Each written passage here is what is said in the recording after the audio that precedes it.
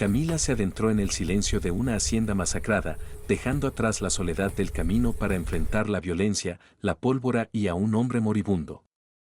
Cargaba la promesa de una vida en su vientre y la certeza de que los asesinos volverían.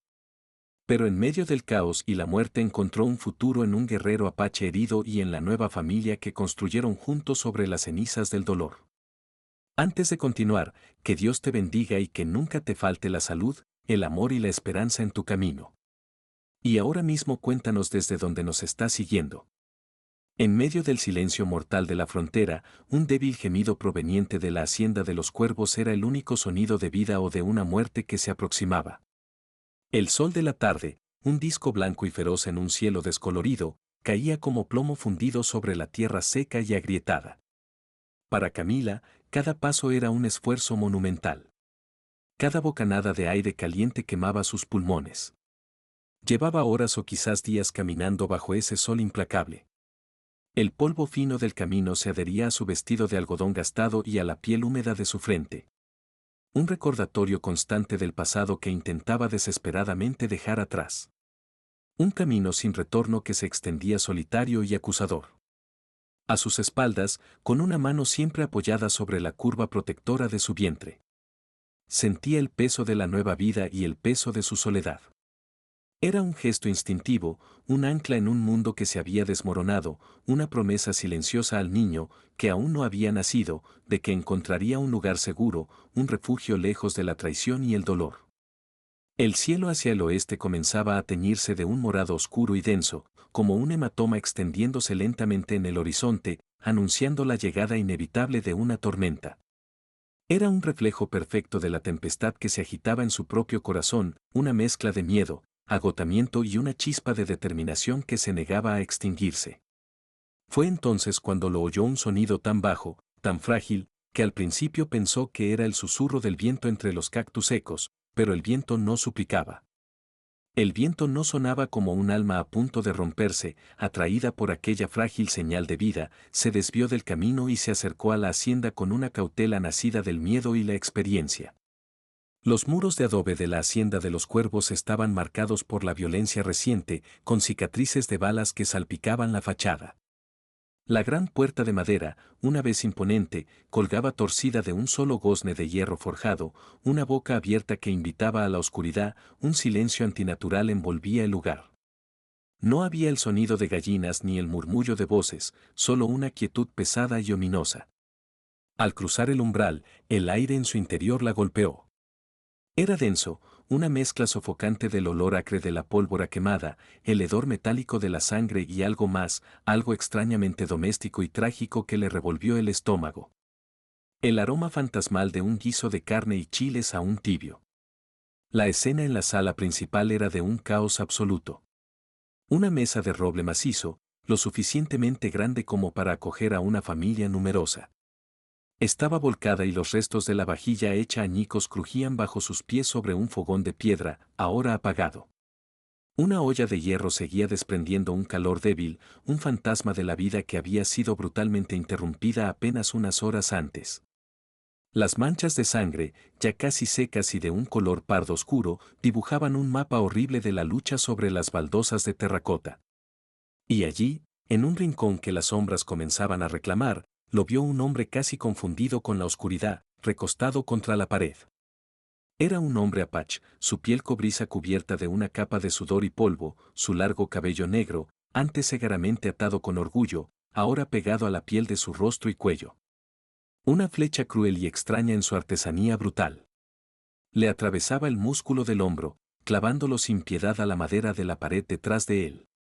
Sus ojos oscuros, aunque nublados por un dolor insoportable, todavía ardían con un orgullo indomable y una profunda y helada desconfianza. El primer instinto de Camila fue un grito ahogado en su garganta, un impulso animal de retroceder, de huir de aquella casa de muerte y volver a la relativa seguridad del desierto abierto. Era una locura quedarse un segundo más. Quienes habían hecho esto podían regresar, pero la mirada del hombre la detuvo. No era una mirada que pedía piedad, sino una que simplemente reconocía el final con una dignidad feroz. Y en esa resignación, en esa aceptación silenciosa de su destino, Camila vio un destello de la misma desesperación que anidaba en su propia alma. Se sintió anclada a ese lugar por un hilo invisible de sufrimiento compartido. Cuando dio un paso vacilante hacia él, los labios del hombre se movieron secos y agrietados por la fiebre. Su voz fue apenas un susurro áspero. Un esfuerzo titánico que pareció costarle la última de sus fuerzas. No, dijo cada sílaba un tormento audible. No saques la flecha. Si lo haces, moriré al instante. Sus palabras no eran una petición, sino una advertencia, una cruda declaración de hechos que de repente transfería todo el peso de su vida a las manos de ella. En ese instante dejó de ser una simple viajera anónima. Se había convertido en un testigo, en una posible salvadora o en la última persona que lo vería con vida. El dilema se apoderó de ella, una ola helada que la paralizó. Huir significaba sobrevivir, darle a su hijo la oportunidad que le había prometido. Quedarse era invitar al peligro que cegaramente aún acechaba en las sombras. Era arriesgarlo todo por un extraño. Su mirada bajó de la herida espantosa del hombre a su propio vientre, donde una nueva vida se movía suavemente, ajena a todo. Cada elección que tomaba ya no era solo para ella. La vida dentro de ella merecía una oportunidad, lejos de la violencia y la muerte. Pero podría vivir consigo misma. Podría criar a su hijo con las manos limpias, sabiendo que había dado la espalda a un hombre moribundo para conseguirla. La respuesta fue un doloroso y silencioso no. Apretó el pequeño cuchillo que llevaba al cinto, no para defenderse, sino para cortar una tira de tela limpia de su falda gastada. Había tomado una decisión. La bondad puede ser una vela en la noche, pero también puede ser la llama que atrae a los lobos con la tira de tela en la mano, un trozo de su propio vestido que representaba su decisión irrevocable. Camila se arrodilló en el suelo polvoriento junto al hombre apache. El movimiento fue lento, deliberado. Una declaración silenciosa de su intención que pareció colgar en el aire denso de la habitación. Por un instante vio la sorpresa pura parpadear en los ojos oscuros de él, una fisura en su estoica fachada de dolor. Claramente él había esperado que ella huyera, que siguiera la lógica brutal de aquel lugar y salvara su propia vida. El hecho de que se quedara era una anomalía, un acto de compasión tan inesperado y tan fuera de lugar que lo dejó momentáneamente sin defensas, observándola con una intensidad que era una mezcla de sospecha y una gratitud que no se atrevía a sentir. Ella trabajó en un silencio casi reverencial, con una concentración feroz que le servía de escudo contra la ola de pánico que amenazaba con paralizarla. La tela, aunque delgada, era limpia y sus manos, a pesar de un leve temblor, se movían con una firmeza que ella misma no sabía que poseía.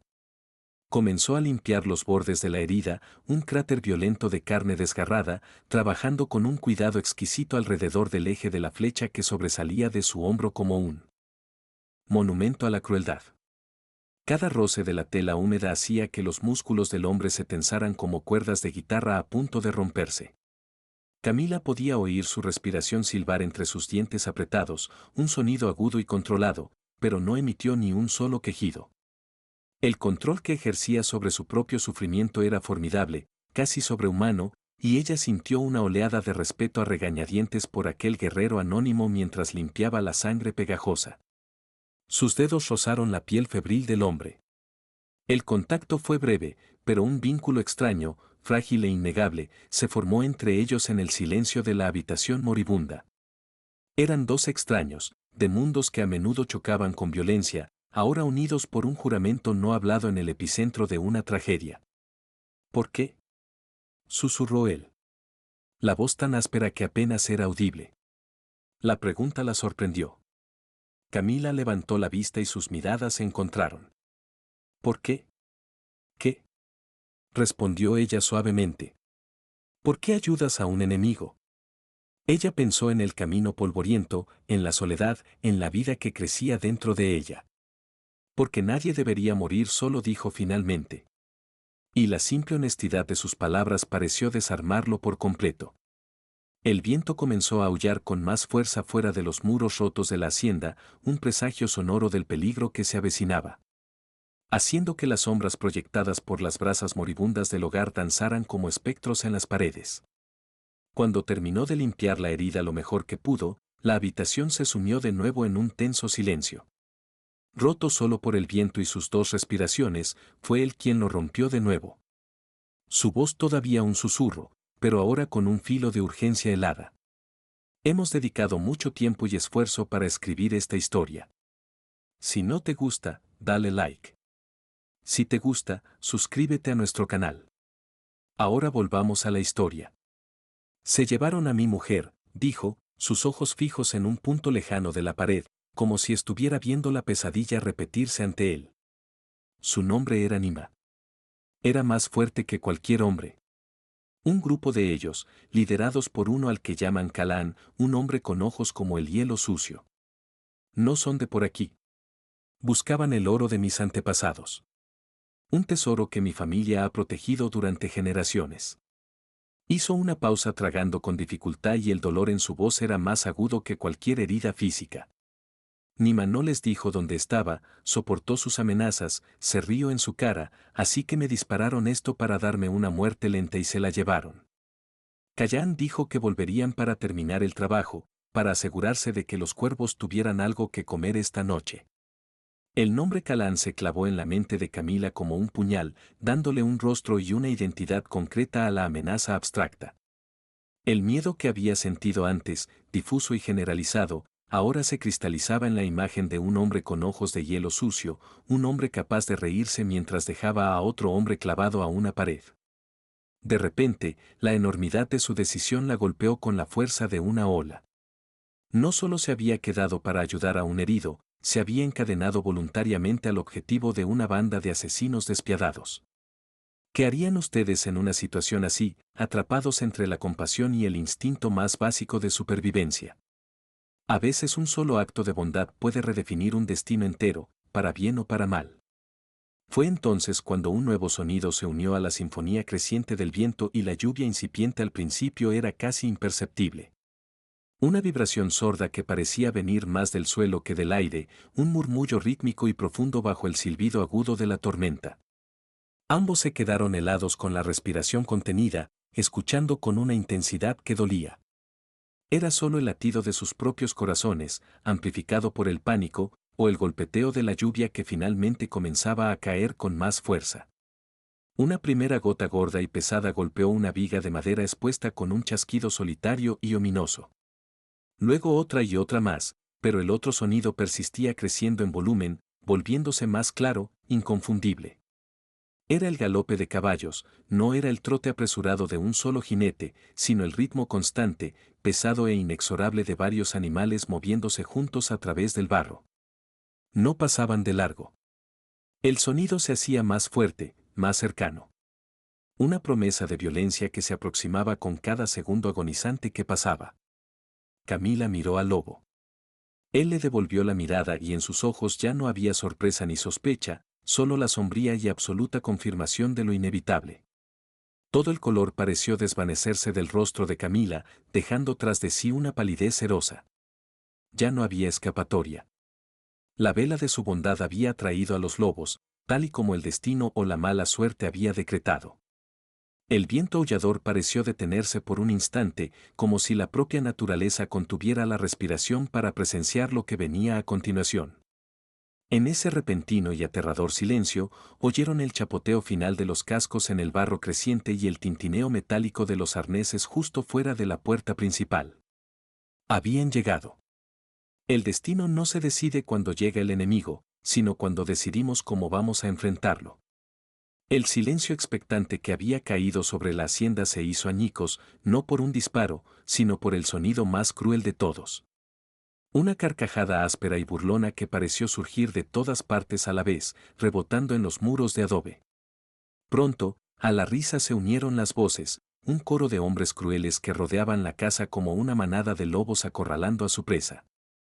Sus botas pesadas aplastaban el barro del exterior y sus sombras, grotescamente alargadas por la luz danzante de las antorchas que portaban, se proyectaban a través de las ventanas rotas y las grietas de las paredes, bailando en el interior como demonios convocados por la tormenta. «Sabemos que estás ahí, indio», gritó una voz tan cerca que pareció estar junto a la ventana. Tu mujer fue más habladora que tú, al final nos contó de la generosidad de tu familia. Otra risa, esta vez más aguda y nerviosa. Sal ahora o prenderemos fuego a esta pocilga contigo dentro. Tus huesos y los de esta casa serán uno solo. Cada palabra era un golpe, cada amenaza un clavo más en el ataúd. Camila sintió que el aire se espesaba, volviéndose irrespirable, cargado con el olor a lluvia y a odio. El miedo, que antes era una corriente helada, ahora era un océano que amenazaba con ahogarla, arrastrándola a las profundidades de la desesperación. Se apretó contra la pared, haciéndose lo más pequeña posible, un instinto inútil contra un enemigo que ya sabía que estaba allí. Pero entonces, en medio de la oleada de pánico, sintió un suave y distintivo movimiento en su vientre, un aleteo, un recordatorio inocente y poderoso de la vida que dependía enteramente de ella. Y algo cambió. El miedo no desapareció, pero se transformó. Se contrajo, se endureció, cristalizándose en algo afilado y frío, un arma que podía empuñar. La imagen de su hijo naciendo en un mundo donde ella no había luchado, donde se había rendido, era más aterradora que cualquier bandido. Su mano, casi por voluntad propia, se posó sobre el mango de asta del pequeño cuchillo que llevaba al cinto. No era un arma contra 7 u 8 hombres, lo sabía. Era un juramento de que no moriría de rodillas, de que el último aliento de su hijo no sería en el vientre de una cobarde. En el crisol del miedo a veces. Entonces, con la fluidez de una pesadilla, actuó, en lugar de tirar de la flecha hacia afuera, como todos esperaban, como dictaba la lógica y la razón, se irguió sobre sus rodillas, inhaló una bocanada de aire viciado y, con un grito gutural que desgarró su propia garganta, empujó la flecha hacia abajo con todo el peso de su cuerpo, con toda la fuerza de su miedo y su furia maternal.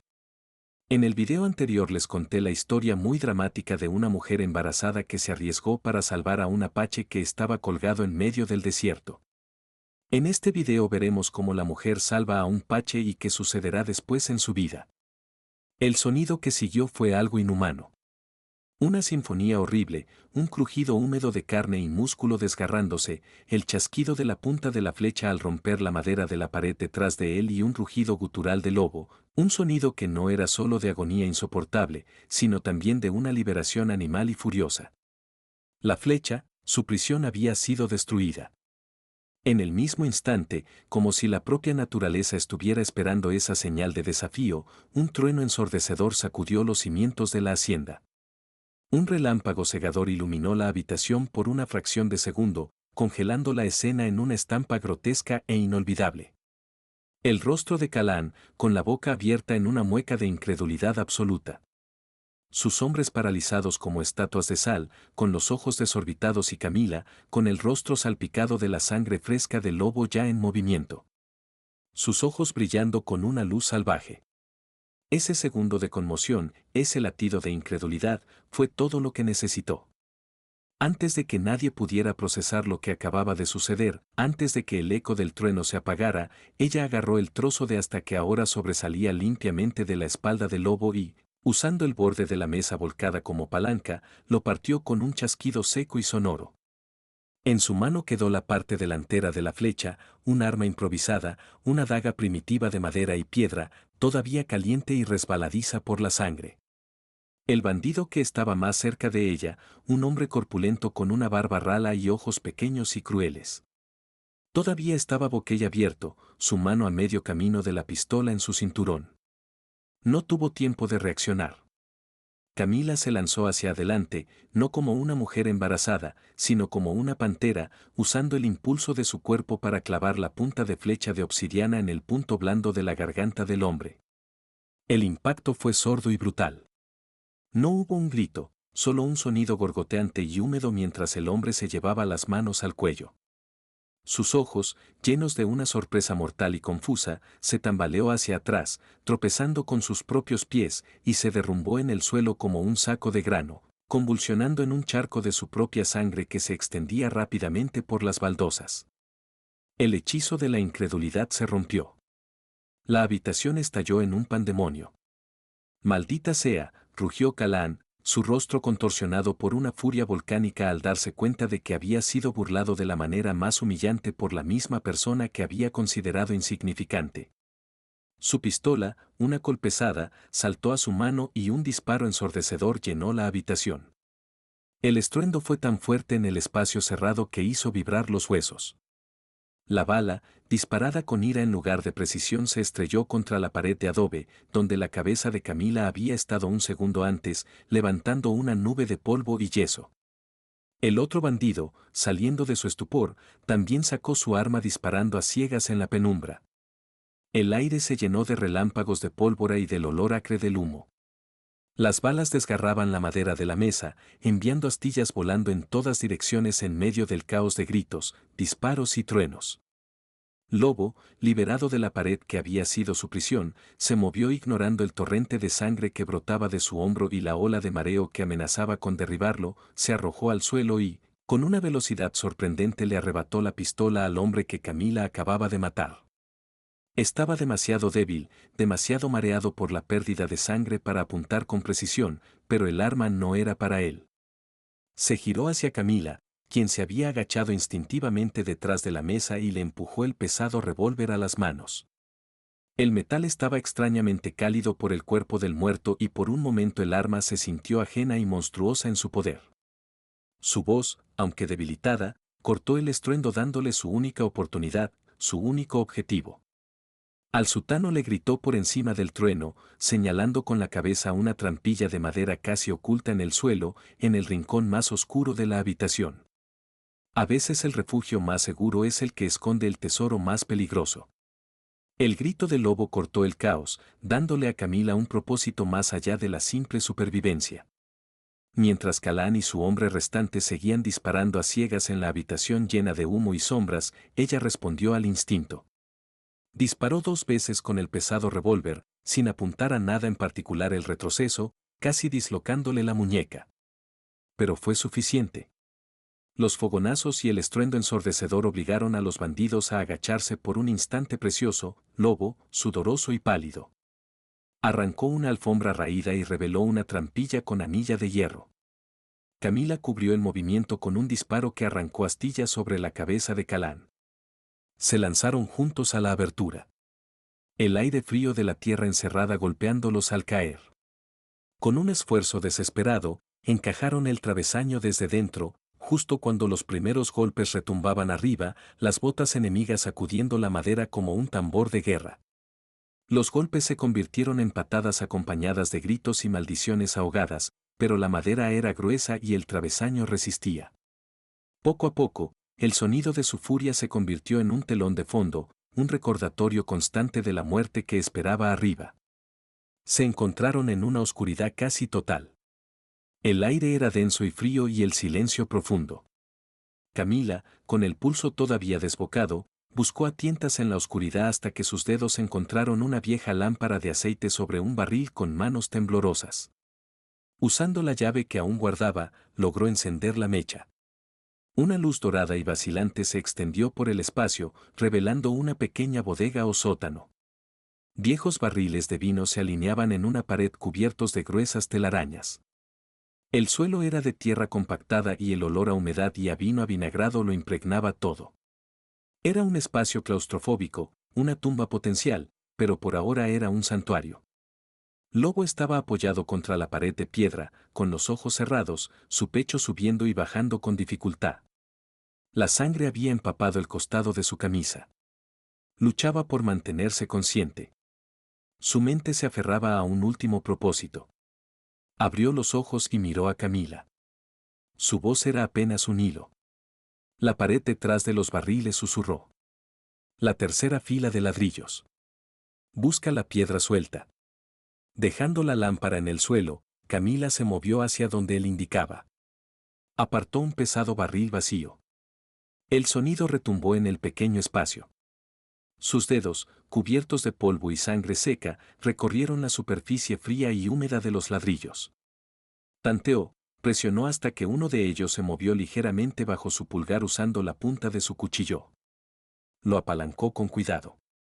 La piedra se deslizó hacia un lado, revelando no un hueco, sino el ojo de una cerradura de hierro negro oculto en la oscuridad. El corazón le dio un vuelco, sacó la pequeña llave de latón. Con una respiración contenida la introdujo en la cerradura. Encajaba perfectamente. La giró y un mecanismo oculto hizo clic con un sonido metálico que pareció obscenamente ruidoso en el silencio del sótano. La sección de la pared no se abrió. Un solo ladrillo se retrajo revelando un pestillo interior. Al tirar de él, una pequeña sección de la pared pivotó hacia adentro sin hacer ruido, abriendo un nicho oscuro. Dentro, a salvo del tiempo y la humedad, había un cofre de madera de mezquite reforzado con correas de hierro. No era grande, pero parecía inmensamente pesado. Con un último esfuerzo sobrehumano, lo arrastraron juntos hasta el centro del sótano. La cerradura del cofre ya estaba abierta. Al levantar la pesada tapa, la luz de la lámpara se derramó sobre su contenido y a Camila se le cortó la respiración. Oro, monedas de oro, pequeños lingotes, joyas de filigrana de plata. Pero debajo del brillo frío de la riqueza había algo más. Un collar de cuentas de turquesa, una pluma de águila cuidadosamente envuelta en cuero, un pequeño pájaro de madera tallado con una habilidad exquisita. Eran los recuerdos de Nima. No era solo un tesoro de bandidos, era el alma de una familia, un legado. En el umbral de la muerte, ¿qué valor tiene el oro? Quizás el verdadero tesoro es simplemente la promesa de un mañana. Justo cuando ese pensamiento cruzaba la mente de Camila, el golpeteo furioso sobre sus cabezas se detuvo. Un silencio repentino y ominoso cayó sobre ellos. Se miraron con los ojos muy abiertos por el pánico y entonces un nuevo sonido comenzó. Un sonido más lento, más pesado, más deliberado. Un zazaz que hacía vibrar el aire seguido por el crujido de la madera al partirse. Estaban usando un hacha. Una primera astilla de luz diurna atravesó la trampilla, luego otra y a través de la madera rota, la voz de Calán, distorsionada y ahogada por la rabia, rugió, prometiendo su final. Podéis esconderos, pero no podéis llevaros el oro con vosotros. Cuando la última puerta cae, solo queda la voluntad de sobrevivir enfrentada a la avaricia brutal.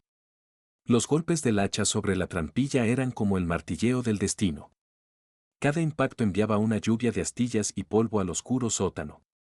Camila y Lobo esperaban en la penumbra.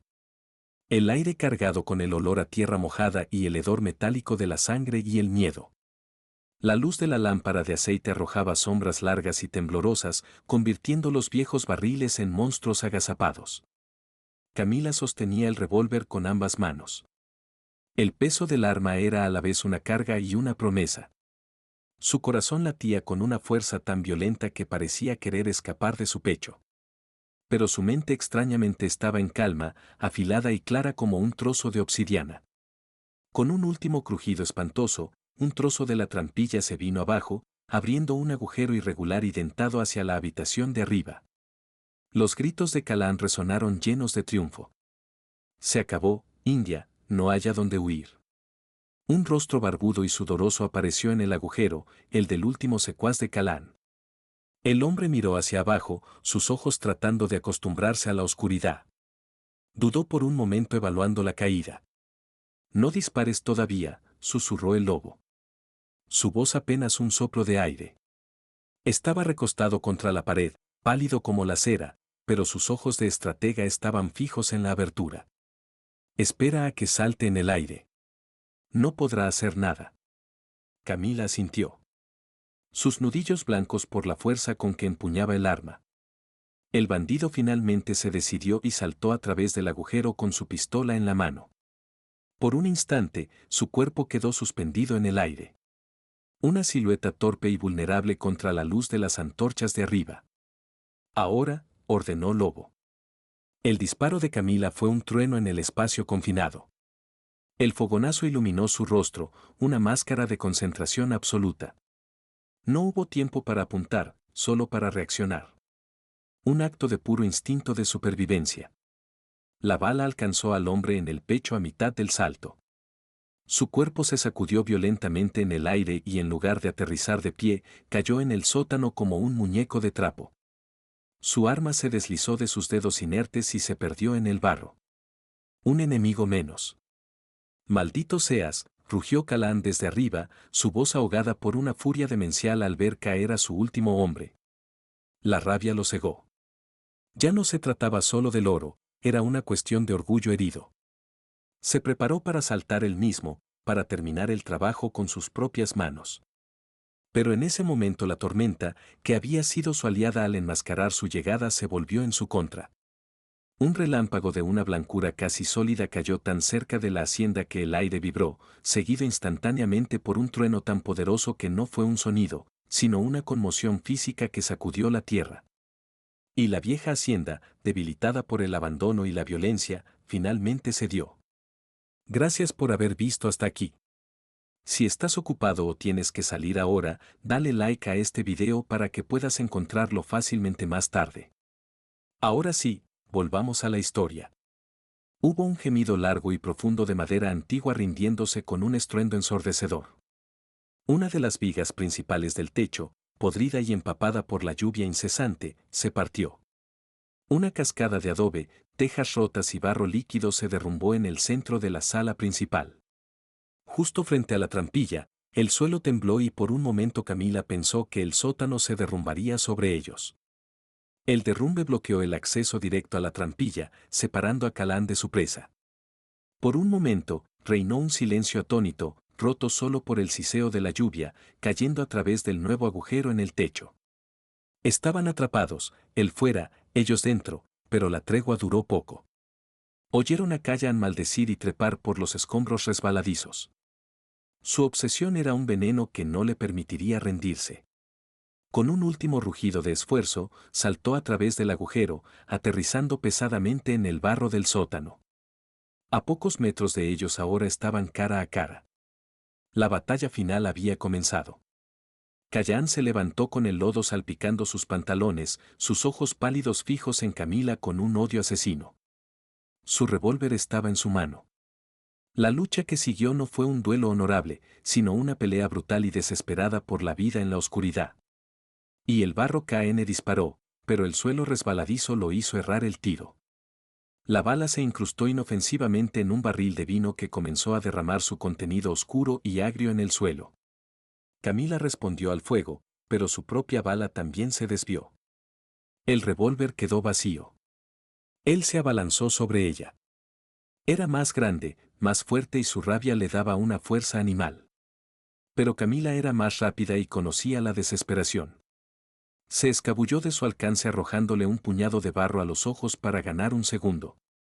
No es asombroso cuánta fuerza se puede encontrar en un cuerpo que lucha no solo por una vida, sino por dos. Se movió entre los barriles, usándolos como cobertura, derribando uno para que rodara hacia las piernas de Calaán y lo hiciera tropezar. Desde su rincón, Lobo intentó ayudar.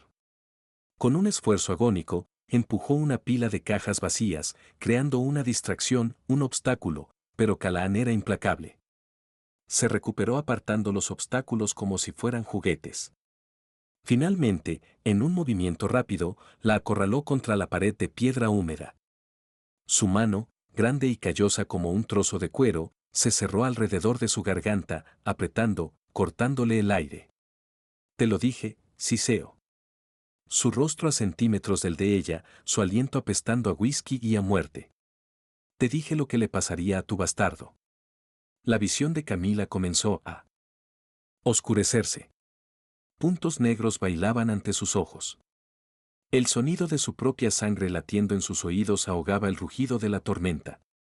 Sus manos arañaron inútilmente la muñeca de él. Estaba perdiendo. Pero mientras luchaba por respirar, sus pies buscaron apoyo en el suelo resbaladizo. Y entonces sintió algo duro y metálico a su lado. El cofre del tesoro. Con la tapa aún abierta.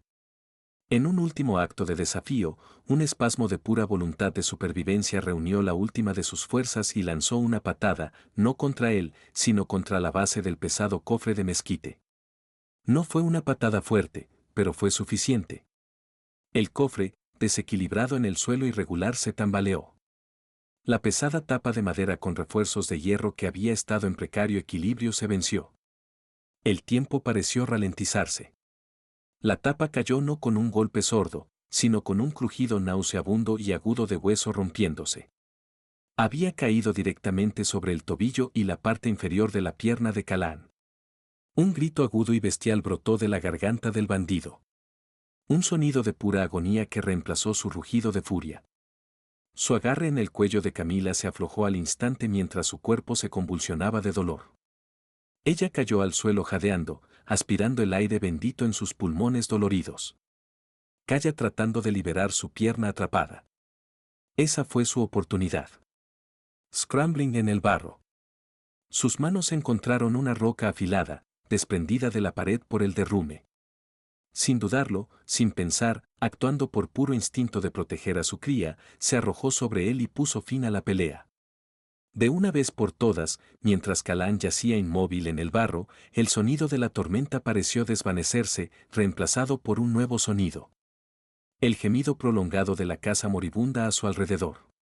La viga principal que se había derrumbado antes se desplazó y una nueva cascada de lodo, vigas rotas y agua de lluvia comenzó a verterse en el sótano. La única salida, el agujero en el techo, se estaba encogiendo, bloqueado por los escombros que caían. La luz del día desapareció. Estaban atrapados en la oscuridad con su enemigo caído mientras la estructura se derrumbaba a su alrededor. No estaba claro si saldrían de allí con vida o si el sótano se convertiría en su tumba. Después del rugido de la tormenta, el silencio es a veces más pesado. Pasaron horas atrapados en la oscuridad casi total del sótano, que ahora era una tumba tanto para sus enemigos como temían para ellos.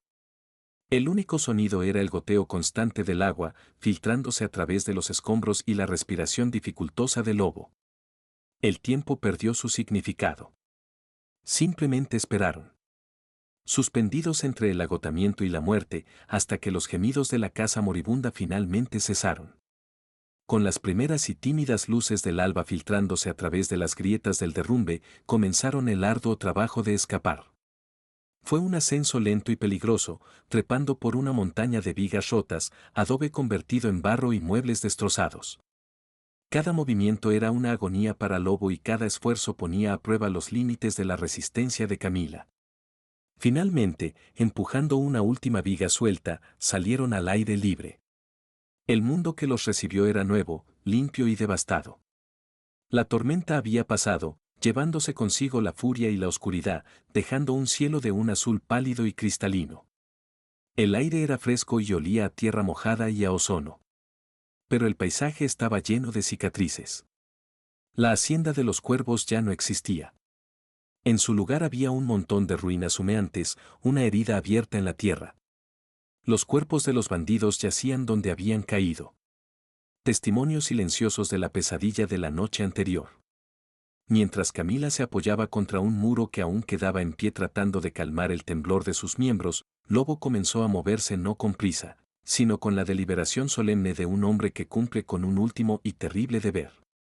Ignoró el cuerpo de Calán, medio enterrado bajo los escombros, y se dirigió al primer hombre que Camila había matado, el que yacía cerca de la entrada destrozada, con una expresión impasible, registró sus bolsillos y entonces lo encontró. No era oro ni un arma, era una pequeña pulsera de plata delicadamente trabajada con pequeñas turquesas, un regalo que él le había hecho a Nima en su primer aniversario. Camila lo vio quedarse completamente inmóvil. No hubo un grito, no hubo un lamento desgarrador, solo un profundo y estremecedor suspiro que pareció arrastrar consigo todo el aire de sus pulmones, dejando un vacío helado.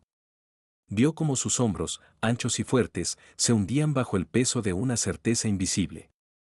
Cerró los ojos con fuerza por un momento y en ese simple gesto Camila fue testigo del cierre de un capítulo de su alma, una puerta cerrándose para siempre con una finalidad silenciosa y absoluta. Ella no se acercó. No ofreció palabras de consuelo que sabía que serían inútiles y vacías.